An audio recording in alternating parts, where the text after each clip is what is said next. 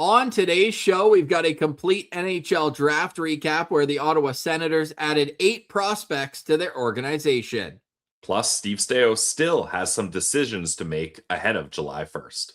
I'm Jake Sanderson. I'm Tim Stützle, and you're listening to the Locked On Senators podcast. You're Locked On Senators, your daily podcast on the Ottawa Senators. Part of the Locked On Podcast Network, your team every day. Welcome. You are locked on to the Ottawa Senators. I'm Ross Levitan alongside Brandon Piller. Today is Monday, June 29th, and Pillsy, 1 year ago today, Claude Giroux extended with the Ottawa Senators. Are we waiting by our phones for another one? I can't believe this isn't done again. Yeah, part of me saw this coming, Ross. I feel like this time around, Claude Giroux and his agent are like, all right, you strung us along a little bit last time, so maybe we're going to do the same here. I still am not worried it's going to get done, but I would have liked things to move quicker than this. And the Burakovsky signing is still a complete puzzling move by me. I don't fully understand it. And that, I'll admit, that does put a little bit of doubt in my mind about Claude Giroux re-signing. And not only that, but Claude Giroux is going to look at that deal, and I know he's getting paid less than the cap hit. He's making $3.75, and for reference, Claude Giroux ended up leaving with $4 million last year with the bonuses that he ended up hitting. But you see a $5.5 million cap hit come in, and you're like, wait, what? Am I being replaced? Like, you got to think that thought has gone through his head. Now, it's funny. There's some Sens fans that we're hearing on social media saying, I don't know about bringing Claude Giroux back. He's lost a step, this and that. He's a valuable piece of the team. He had 49 points. He led all forwards in plus minus. He was the number one faceoff guy in the entire National Hockey League, not to mention how much he means to Tim Stützle and all the other players on the team. He adds an element of credibility to the organization, having a guy who's a legend still playing at a very high level. I think this deal has to get done, and I'm going to have a lot of doubts about the direction of the Ottawa Senators if they let him go in free agency. Ross, what happens to this room if you trade your captain and then don't bring back Claude Giroux? Like, that's 2 out of 3 guys that wore letters last year. We're talking about a seismic culture shift, and sometimes that's needed. And maybe 1 of 2 of those pieces needed to move on for a culture shift here. But all right, we got the scoop. We got scoops here. Bruce, what's going on? Claude Giroux? Yeah, is he coming back? Well, this is an interesting question because I too thought, oh, he's not going anywhere else. But I do believe he might actually be thinking of going elsewhere. Well, it's 1 year ago today he signed his extension, but like you're not hearing anything that there's a deal on the table, it's close, anything like that? I think they do want to sign him, and I know that they have expressed to his agent, Pat Brisson, that they want to bring him back. And that was something I was going to circle on today, but I just had someone mention to me, if he's going to play on the fourth line, why play on the fourth line in Ottawa where the chances of winning a cup probably aren't very good next year? And maybe not go somewhere else where he's got an opportunity to win a cup. Yeah, but what if we just win the cup? Yeah, that would be fine too. Yeah, I would appreciate that. So what, are you coming on the show this week or what, Bruce? I guess you're already on it, but we'd love to have you on for a good chat. You call me after your show and we'll work out some details. All right, my agent will be in touch. We'll talk shortly. Thanks, Bruce. Take care. All right, there he goes. Bruce Garrioch, scoops. Dude, he has to come back. Yeah, but honestly, that's a fair point. Like, if with the Burakovsky trade, Giroux's probably like, okay, where does he fit in the lineup and where does that put me in the lineup? Because I do think the notion of Sens fans that are like, all right, we love Claude, and yes, he still put up 49 points. He's still a big part of this locker room and this team. And sure, he's a little bit slower, but he's still able to produce. He should not be in this team's top 6. I agree with that. He should not be on the fourth line either. But how many times have we said it, Ross? This team's got 6 or 7 third line players. Yeah. If he's going to be a third line guy, you want Pinto and a Matteo there. You probably want a Fogle there. Zetterlund is probably more suited for a third line than a top six. Ridley Gregg maybe is going to be a third line center, depending on what they do with Dylan Cousins. Like, it's a tough spot to be in. And if you're Claude Giroux, you're like, how many swings am I going to get at being on a contending team? And I want to do right by Ottawa. I want to be here, but they're messing around in the negotiations. They're bringing in guys that arguably are worse than me at higher cap hits.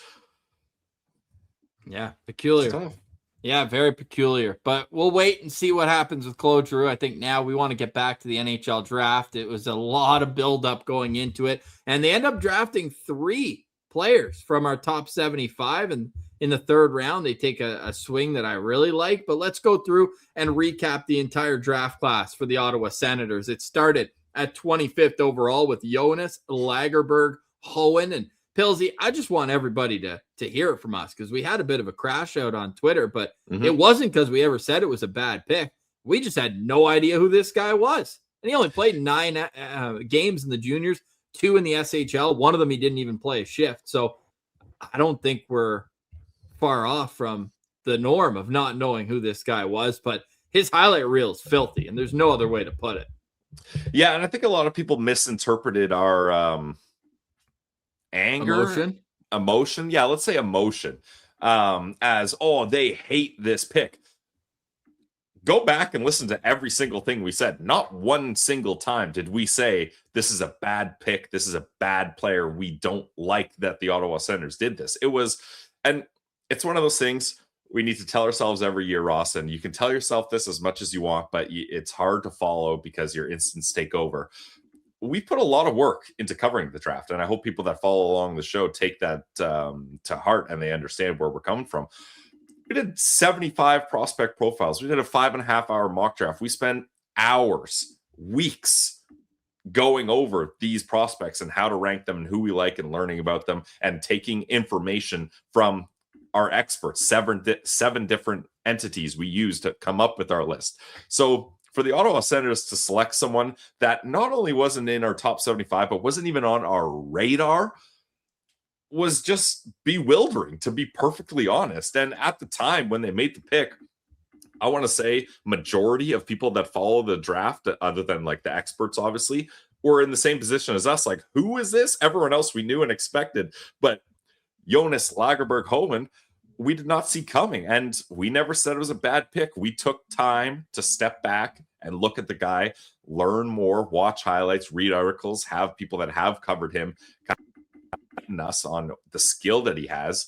And this is a good pick, Ross. This is the type of swing we've been asking, no, begging the Ottawa Senators to make, and they make a swing here. And like Stephen Ellis said it, like there was other teams that were looking at him in the first round, and Don Boyd said in his press conference they thought there was a serious chance that another team would have taken him before pick 32. So we're not privy to this information. We can't cover everyone. We do our best to widen our net, but we're going to miss some guys. And that was a guy we missed. But Ross, I know you're probably even more excited than I am about this player because his highlight tapes, say what you want, but he's got a lot of Patrick Laine in him. And I know Patrick Laine, where he is now, isn't exactly ideal, but at 25th overall, that's the kind of profile and the type of player you take a swing on.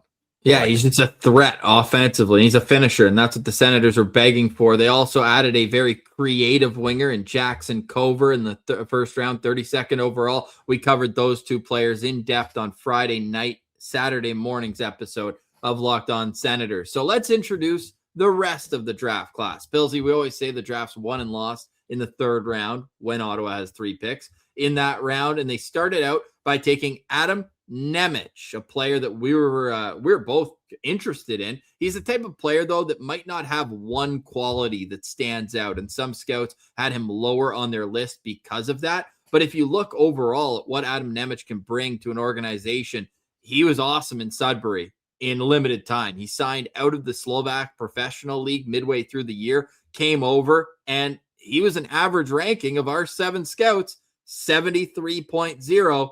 And Pilsy, he goes 72nd to the Ottawa Senators. Yeah, I even had in my notes, Ross, which I posted for everyone. And I think maybe sometimes people will be like, oh, it's easy for you just to add things to your notes and then post it. But the bottom of my note for Nemec was, I see him as a bottom 6 guy, probably drafted in the 3rd round. There's a 3rd round pick. And there is positivities like offensive instincts. He gets loose pucks in front of the net. And I really like that he was able to play some time in the pro league. Like, for him to split the season like that, it was, I think, a smart move. 15 points in 28 games in the pro league, and then over a point per game pace when he comes to the OHL. And I think getting introduced to the North American game, I think, was the right move. We talked about how his brother didn't do that, and that might have stifled his development a little bit. I think you get the jump start, you get a little more eyeballs on you for scouts, and teams feel like you're more manageable when you already have that start to the North American game and you're already in a system that they're comfortable with. Yeah, and he also had a nice World Juniors with 5 points in 5 games for Slovakia. He's a left shot, left winger, 6'1", 176 pounds. You can go check out our full draft prospect profile on him alive on YouTube. On the other side, we'll introduce you to the rest of the 3rd round, the rest of the draft class. Whoa! And then we'll wrap up today's show looking ahead at free agency and the Senators development camp roster, which was released, and a couple free agents undrafted that I think could be potentially signed, like Jackson Parsons was last year. You're listening to Locked On Senators, your team every day. Today's episode is brought to you by our friends over at Decagon. As companies grow, customer support gets a lot more complicated. More customers means more questions, more channels to manage, and higher expectations for fast, personalized service. That's usually when businesses start to look at AI. But most solutions either feel too generic or it just takes forever to implement. That's where Decagon comes in. Decagon helps companies create personalized, concierge-style customer experiences with AI agents across chat, email, voice, and SMS. Their agents are available 24/7. They feel natural to talk to and can resolve customer requests on their own, helping businesses scale support without losing that personal touch. The best customer experiences, they don't happen by accident. Whether it's in business or sports, people remember organizations that respond quickly, understand context, and make every interaction feel personal. When you're thinking about a company that has long-term loyalty, it's because they make you feel more than just a number. That's what stands out to me about Decagon. Their AI helps companies deliver that same personalized experience even as they scale. So if you're ready to transform your customer support, go to decagon.ai/lockedonnhl to get a personalized demo and see what Decagon can do for your team. That's decagon.ai/lockedonnhl. Today's episode is also brought to you by the GLEBE Central Pub, 779 Bank Street. The biggest tournament in world soccer is going on right now, and the atmosphere at the GLEBE Central Pub is phenomenal for all games, but especially Canada. They move on to the round of 16. I can only imagine what it's going to be like at the GCP on July 4th when Canada plays again. No reservations for the Canada games. There's just so much demand. You got to get there early. Make sure you get a seat because the food is great, the drinks elite, and the service incredible. Plus, you go for the atmosphere. You want to go check out some sports, you know that is the place to go. They're also walking distance from Lansdowne, so you can head there, do some shopping, head to the markets, and then head over to the Glebe Central Pub to satisfy that craving, whether it's food, drink, or just hanging out and enjoying the vibe. You can do that at the Glebe Central Pub. Find them at 779 Bank Street. Let them know that Locked On Senator sent you. The vibes are free at the GCP. Welcome back, Locked On Senators, your team every day, part of the Locked On Podcast Network. Local experts on the biggest stories 5 days a week. Pilsy, we should actually just summarize the whole draft first, and then we'll get into the rest of the players. We got a little ahead of ourselves, getting into Adam Nemec, who was drafted with the 72nd selection in this NHL draft. The next pick for Ottawa was a guy we also covered, Oscar Holmertz, the pick at 87th overall, the second of 3 third-round picks for Ottawa. Then Ottawa wrapped up the third round with Louis Felix Bourque, who's a 17-year-old, doesn't turn 18 till next month, out of Quebec. Was a great rookie season with Drummondville for him, 49 points in 54 games. Then in the 4th round, the Ottawa Senators, they won't leave a draft without taking a goalie. They take a Canadian kid from Quebec who is playing in Massachusetts high school hockey, as well as 2 games at the end of the year in the USHL. Elliot Lennox, the pick there, 6'6", and then they go right Elliot back. Lennon. I'm gonna mess that up a lot. Just like you mess up Massachusetts. Oh, did I say it wrong again? I Yep. should have just said Mass. It's playing in Mass. Then we got Harris Prank. Now you got me in my feelings. You say his name.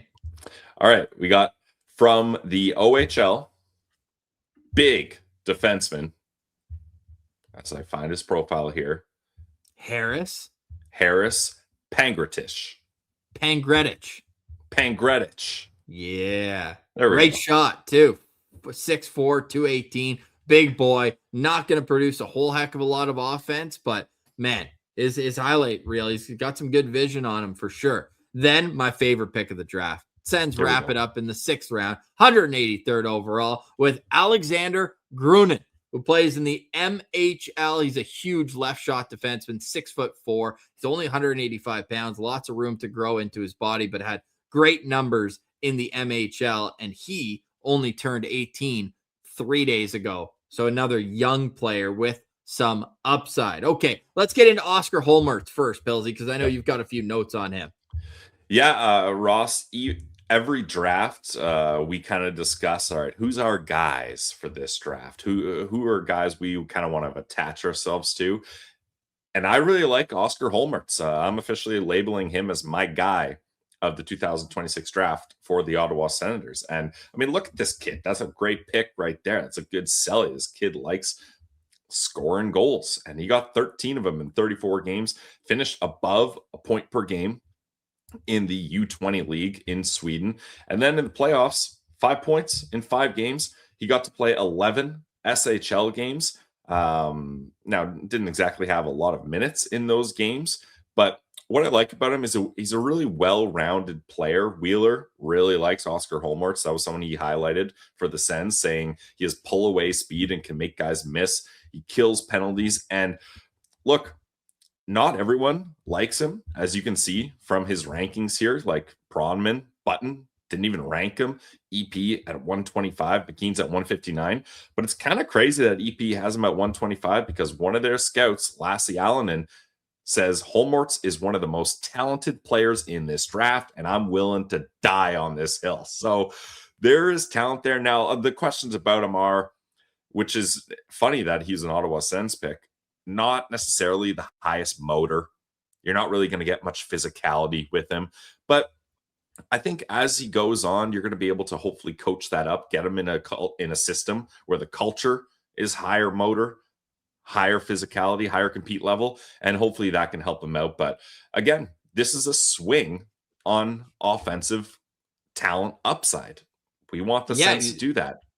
Point per game guy in the J20 league, got 11 games in at the SHL level, but he's a guy that I think you're kind of reframing how your prospect pool looks when you add in a centerman with this type of offensive ability. And I'm curious to see what he's going to look like in a full season next year in Linköping. He'll hopefully play in the SHL for the majority of next season because he got the old, you can play SHL games, but you're not going to play much, if at all. Multiple games, he just sat on the bench and was an extra. Other games, 2 minutes, 3 minutes, just wasn't playing much. So SHL is the next step for him. Long-term project, but I do like the upside for Oscar Holmertz. He's the 87th overall pick for Ottawa at the 2026 NHL draft. And if you look at our 7 scouts, the average ranking 94.8. So right in the same neighborhood as they were with Adam Nemec. Then Ottawa wrapped up the 3rd round out of the QMJHL with Louis-Philippe Bourque.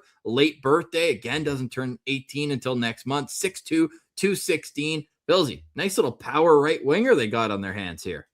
Yeah, this was a guy I really wasn't familiar with, but I think pretty impressive. And at 6'2", 216 pounds, really good rookie season in the queue with Drummondville in 54 games, 24 goals, 25 assists, 49 points in 54 games, and then he had 1 assist in the playoffs. Like, these are the types of guys I think in the third round that you look at and you say, all right, if that was his rookie season, let's see how he builds on that in his sophomore season. And with the pro size already, and this guy plays a little bit more physical than like a Holmertz or a Nemec, I think this is really interesting and adds some diversity to this draft class. Diversity is the perfect way to get their third round, right? You got some scoring upside with Holmertz. You get a nice mix with Louis-Philippe Bourque. And then with Adam Nemec, it's a guy who might not have that one separating quality, but has found ways to provide offense in the Ontario Hockey League. So fun third round, and then some swings later on to fill out the prospect pool. We'll look into that next. You're listening to Locked On Senators, your team every day.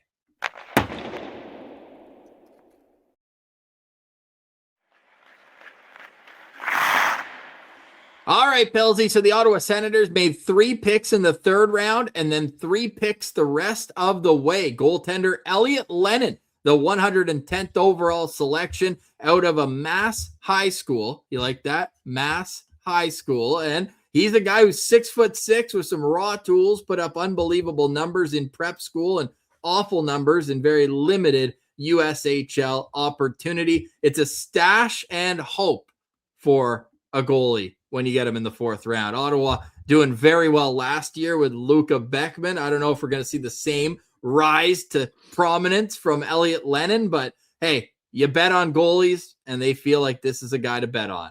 You got to take one goalie every single draft. And if you're going to bet on a goalie, Ross, why not bet on a goalie with some size? That's 6'6", 201 pounds. Elliot Lennon certainly has some size. And I know you mentioned not great numbers in the USHL, Ross, but he played with the Madison Capitals. He only played 2 games. His first game didn't go his way, allowed 5 goals on 20 shots. So that's not great. But his second game, I mean, it was a 3-2 overtime win where he stops 30 of 32 shots for a .938 save percentage, right? So it's tough when you only play 2 games. So I assume Elliot will be back in the USHL with the Madison Capitals next year. And then he is committed to Brown University in 2027, 2028. Yeah, and there's only 3 goalies ever that have been selected in the NHL out of a U.S. prep school. In 2013, the Red Wings took one in the 6th round. In 2015, the Sharks took Mike Robinson in the 3rd round. And the Ottawa Senators selected Joey Decord in that draft. So we can hope, pray, and maybe delude ourselves into thinking we got the next Joey Decord on our hands here. But hey, 2nd year in a row, Sens draft a Quebecois goalie. So let's see if Elliot Lennon can keep it rolling. And Brown University is an Ivy League school, Pillsy, so he's clearly a smart kid, but he's got some hockey to play before then. I'm hoping that he'll find a full-time role as either a platoon or a starter in the USHL. I just want to see this guy play as many games as possible over the next few years. Yeah, definitely. Games is certainly what you want to see from him. And EP really likes him, Ross. They gave him the badges of contortionist, airtight, and raw. So he has a lot of opportunities to athlete among goalies. So there's a lot of skill that he can work on here. And I think for a 4th round pick, 110th overall, this is a bet you might as well go for. Yeah, they have him as plus athleticism and needs to work on his play reading ability. So we'll see if he can do that over the upcoming years. Then in the 5th round, 151st overall, Harris Pangretich out of the Sault Ste. Marie Greyhounds, 14 points, plus 20 in 67 games there. Found his way 129th onto Elite Prospects rankings. He's the only one of our entities that got Harris in the mix, but a lot of size, right shot defenseman, which Ottawa organizationally could use a couple more of deeper in their prospect pool versus lefties, which they did take another one later on in the draft, but it was a nice little area of need and another guy who's going to be a few years away from playing pro, but you just add to your prospect pool, you build out some depth. Yeah, and this is another guy that EP liked. They had him at 129th. But what they really talk about, Ross, is he improves drastically. They said from start to finish, he was one of the most improved players. And a big reason why he was able to improve was opportunity. Chase Reed, a guy who arguably is the top defenseman in this draft, even though he was not drafted as the top defenseman, falls in Seattle's lap. He left for World Juniors, and that really gave him an opportunity to get more minutes, more playing in situations that he normally wouldn't when Chase Reed is there. So I think there's a lot of upside here, and the Ottawa Senators, they like to draft defensemen with size, 6'4", 218 pounds, and in 67 games, he had 2 goals, 12 assists, finished a plus 20. Play killer. That's what you're hoping to get out of this guy. Third pair guy who can really kind of help defend. A long-term projection, elite prospect says, who requires some patience, but his skill set will make it worth the wait. So welcome to the organization. Not going to be the first time he puts on a Senators jersey. This guy grew up playing for the Mississauga Senators, which brings us to my pet project from this draft class. A new mythical creature has emerged from Siberia. Yes, we are going as far away across the world as we could possibly imagine to find Alexander Grunin, who's 6'4", 185-pound defenseman who just turned 18, and elite prospects extremely high on him. The Sens drafted at 183rd overall. Elite prospects, 82nd ranked prospect going into this draft. So definitely happy with that. And if you read up on why they believe that, I loved their opening dialogue for Grunin's profile. The NHL draft is a discovery process. While most of the unranked players you unearth have no chance at an NHL career, there's the occasional one that makes you say, wow, that's what happened when we first laid eyes on Alexander Grunin. Yeah, and you got to find these diamonds in the rough, and this is certainly one of those. And EP typically loves skating, puts a lot of value on skating, as you should. And the badges that they gave him were fleet of foot and evasive. They gave him a 7 out of 9 in the skating department of their tool grades, and a 6.5 in the physical. So you want a defenseman with size that can skate and plays a physical game. Grunin's your guy. Yeah, and his skating physicality, that's what gives him upside. It's just going to be about finding some better habits in terms of reading the play, the passing, the shooting, all the skills that can be built up with good coaching. McKean's had him 259th. How can you rank that many people? That's a lot of people to be ranking. But hey, that averages out. You take those two, it's 170. Ottawa gets him 183, so the average ranking will strike again. But yeah, I'm excited to watch this guy develop in 5 or 6 years. He ain't coming over anytime soon. This is a stash into the prospect pool, and with the Russians, you get their rights indefinitely too. So the clock isn't even starting to tick on Grunin's time where Ottawa has his rights. Yeah, I mean, he could be over there for quite a while, and that's fine, honestly, especially with defenseman Ross. I'm not looking to rush a guy over too soon, especially someone that you've drafted in the later rounds. So Pilsy, final thoughts on the Ottawa Senators 2026 draft class? Yeah, I believe you gave the draft class a A-, I believe. So that's pretty high praise from you. You know what? I'll go with the B+. I'll go with the B+ for this draft because I like the swings that the Ottawa Senators took. We mentioned it last draft class, Ross. They're finally getting away from their normal, predictable way that they like to draft and like some hard, fast rules. Like we didn't see a Russian drafted by the Sens in a long time, and then they finally got away with that. We just talked about one they drafted here. They got one goalie. You got to check that box to get your one goalie.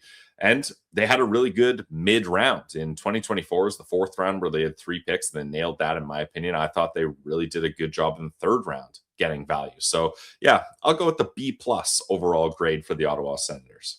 Yeah, my reasoning for the A- was just that. The fact that they did something that I think evolved last year by taking Asayev as one, a young, very small Russian with a ton of skill. And then they continued to shoot for upside. And that was a mandate from Senators management to the scouting staff. Let's try to find high upside. And I feel like they did that in this class.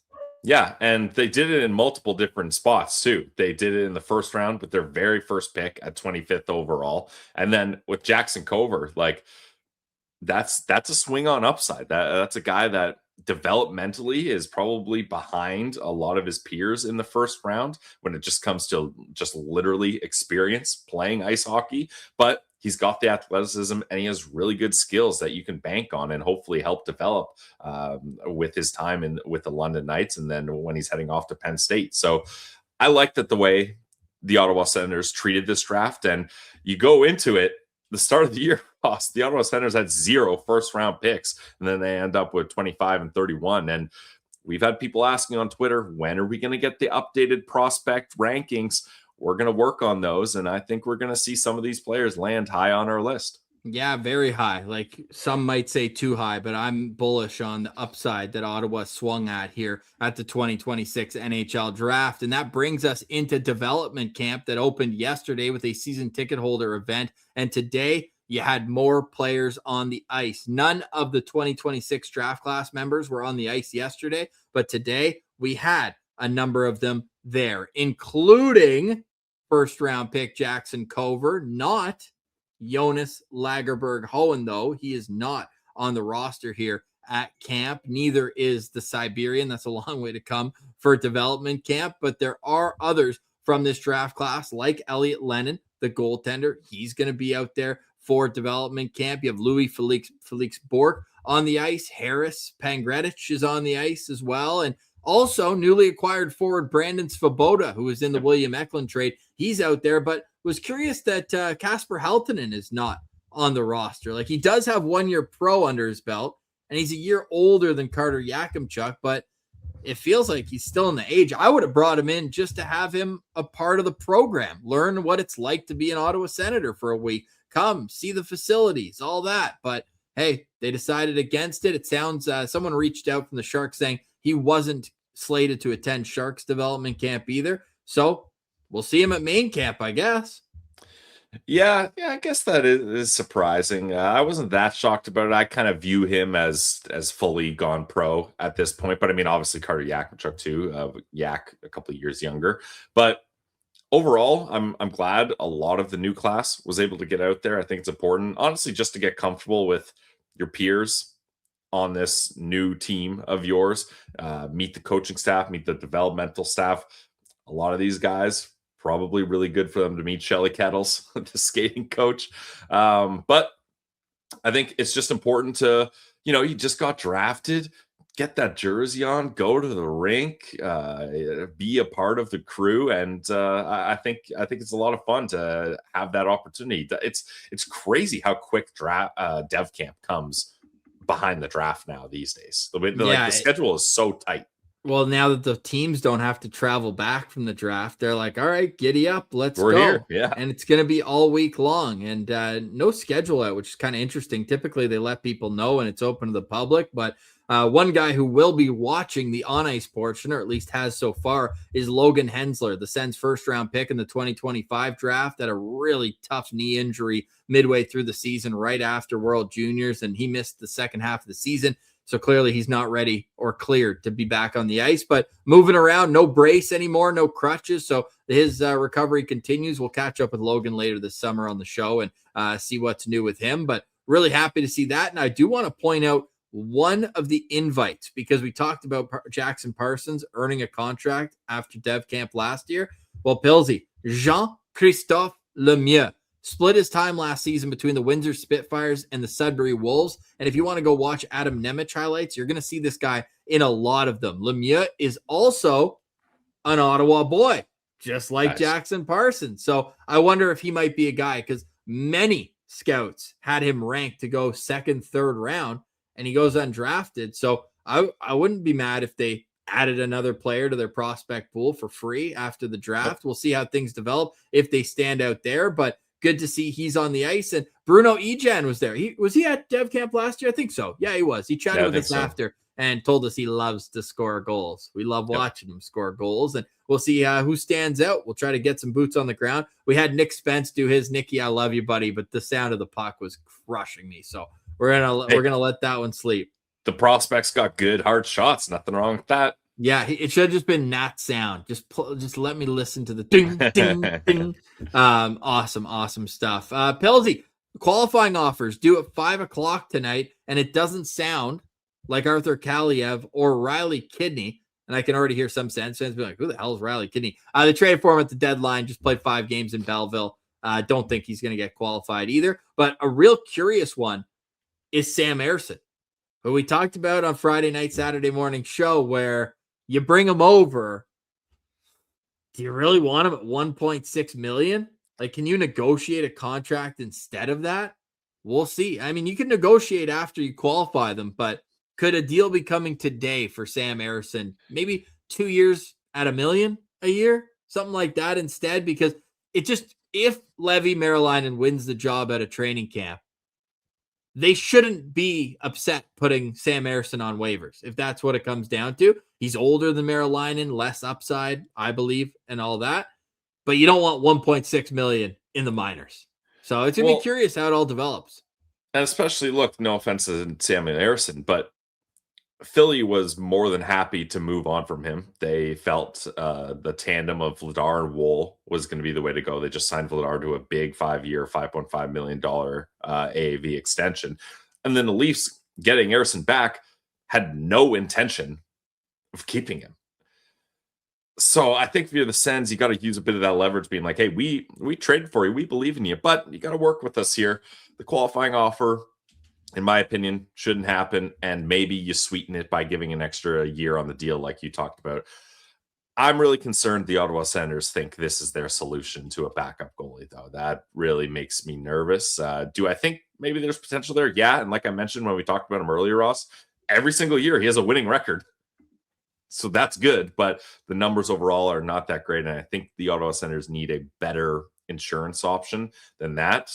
And then as far as Kaliev goes, Ross, kind of crazy to me that on a Belleville team that really needs help scoring, you had the league leader in goals scored and you don't qualify him. Now, maybe that's just discussions between Kaliev, his agent, and the team being like, hey, we're not playing the AHL again. Thanks for having us, but if we're playing in the AHL, we don't want it to be in Belleville, or we want an opportunity with a new team that might give us more NHL opportunities. Yeah. I mean, he did almost make $500,000 in the AHL last year.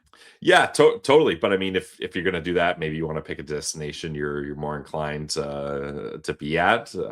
Hey, we love the good people of the Bay of Quinte, but as far as AHL teams go, maybe Kaliev has a sight set somewhere else, or it's just I thought leading the AHL in goals was going to get me more NHL opportunity, and I mean that's kind of fair. So too bad to let a guy like that go, but I think you might have him replaced when you look at bringing Haltonen in. We talked about a very similar skill set, and then a guy like I'm blanking on the Norwegian.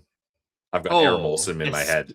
Eskild Bakke Olsen. Bakke Olsen, not Aram Olsen. We just covered the draft, so that's why I made that mistake there. So maybe those are guys you look at, hey, we can replace his scoring with these two.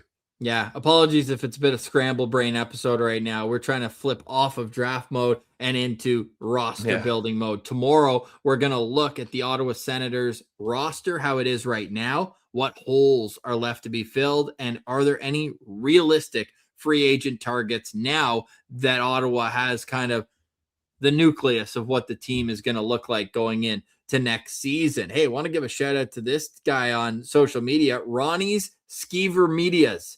Ronnie Ronqvist. I think that's his name, and he's a Swedish media guy. He just had a good chat with William Eklund. Looks good with that Sens logo on him, eh?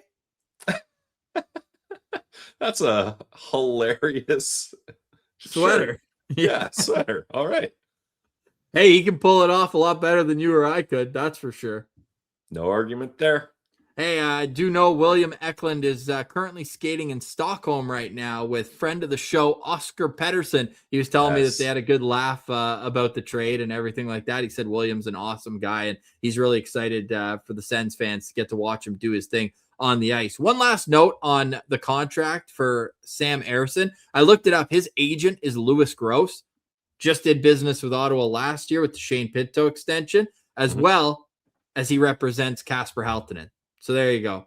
Louis Gross, 17 NHL contracts, 2 of them tied for the most on any team with Ottawa. So we'll be like, hey, Louis, we paid Shane a lot of money. You're making your cut on that. Now tell Sam that his numbers stink and that if he wants to go to arbitration, he might not want to sign with us based on what he hears in that meeting. Yeah, and I don't know. 2 teams this summer decided, nah, I'm good on Sam Ersson. But Staios made it sound like Peters and Matai Swoj. It seems like they believe in an upside. So maybe this is a play where the Sens go, hey, let's pay him that dollar amount or an inflated salary. Then if we have to put him through waivers, another team's not going to pick him up. I'm not sure. Because, I mean, as far as he does have a lot of NHL experience, Ross. Yeah, he does. Best abilities, availability. Is that what he's going into arbitration saying? I'm able to play. I can put on my gear. Yeah. Got to stop the puck. Please. Big part of the job description. Pills, any final thoughts on today's show? I'm a fan of this draft class, man. The more I look into it, like there's some sneaky upside all across the board, but especially with those 2 first-round picks. Yeah, final thoughts for me is what a weekend, man. What a week we just had. This has been an absolute whirlwind and never a dull moment covering the Ottawa Senators. We may not have covered a Stanley Cup contending team, Ross, but one thing I can say with complete certainty is this team has almost never been boring, and we love doing it. This is our passion. We wake up every day to do this, and we hope you guys have had fun following along this crazy week. Belsey, guess what the Florida Panthers just did? They acquired a goalie. No, they just traded for Radko Gudas. Oh my God. They traded AJ Greer, the rights to AJ Greer, for Radko Gudas. They are leaning into being the most unlikable team in the NHL. He used to play for the Florida Panthers, left there on good terms. Interesting, to say the least. Let's see what Ottawa's got up their sleeve. We'll be live on YouTube if any major news breaks. Otherwise, we'll chat tomorrow on Locked On Senators. You can find us on social media at Sens Central. For Brandon Piller, I'm Ross Levitan. This has been another edition of the Locked On Senators podcast. Thank you so much for liking, watching, listening, and engaging with the show. Part of Locked On Podcast Network, your team every day.